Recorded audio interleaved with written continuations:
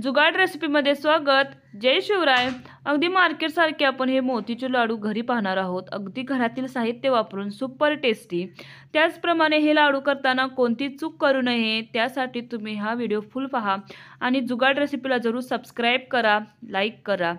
चला तर सर्वप्रथम आपण घेणार आहोत 1 वाटी बेसन पीठ। आता हे 1 वाटी बेसन पीठ एका बाउलमध्ये काढून घ्यायचं। त्यानंतर थोडं थोडं पाणी घालून आपण सर्वप्रथम सर्व गुठळ्या काढून घ्यायच्या। आता इथं मी अर्धा पेला पाणी वापरलेलं आहे 1 वाटी बेसन पिठासाठी। त्यानंतर सर्व गुठळ्या काढल्यानंतर पाहू शकता अगदी जास्त पातळ नाही किंवा अगदी जास्त घट्ट नाही, मध्यम आपण बॅटर तयार करून घेतलेलं आहे।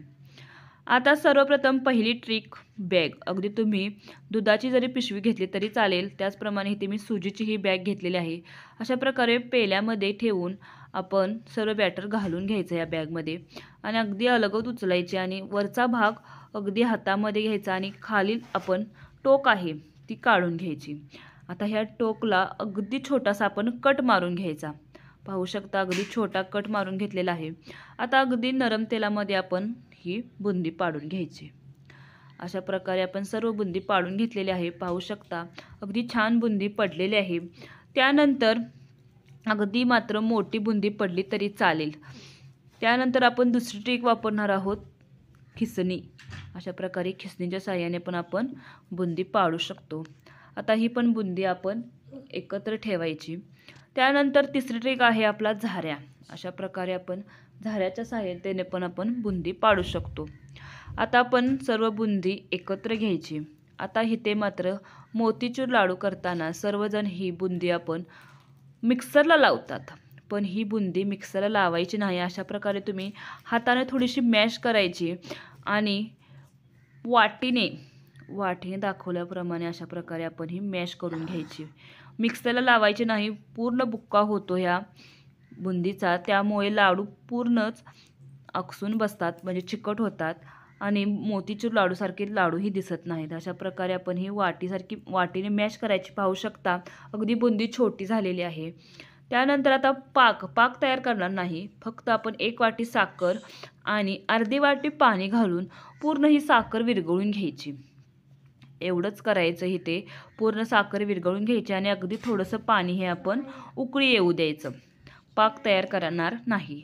आता मोतीचूर लाडूला असा कलर असतो ऑरेंज कलरचा, त्यामुळे मी ते थोडासा फूड कलर घातलेला आहे, ऑरेंज कलर। आता हे पुन्हा मिक्स करून घ्यायचं। पाहू शकता पाण्यामधील साखर पूर्ण विरघळलेला आहे आणि पाण्याला थोडेसे बुडबुडे आलेले आहेत। आता इथे मात्र आपण ही बुंदी टाकायची। सर्व बुंदी टाकून घेतलेली आहे। आता ही बुंदी थोडीशी शिजू द्यायची, पूर्ण पाणी आटू द्यायचं। पाहू शकता साखर आणि पाणी पूर्ण आटलेलं आहे। आता इथे 1 चम्मच तूप घातलेलं आहे। आता हे पुन्हा छान मिक्स करून घ्यायचं आणि आता हे थंड होण्यासाठी ठेवायचं।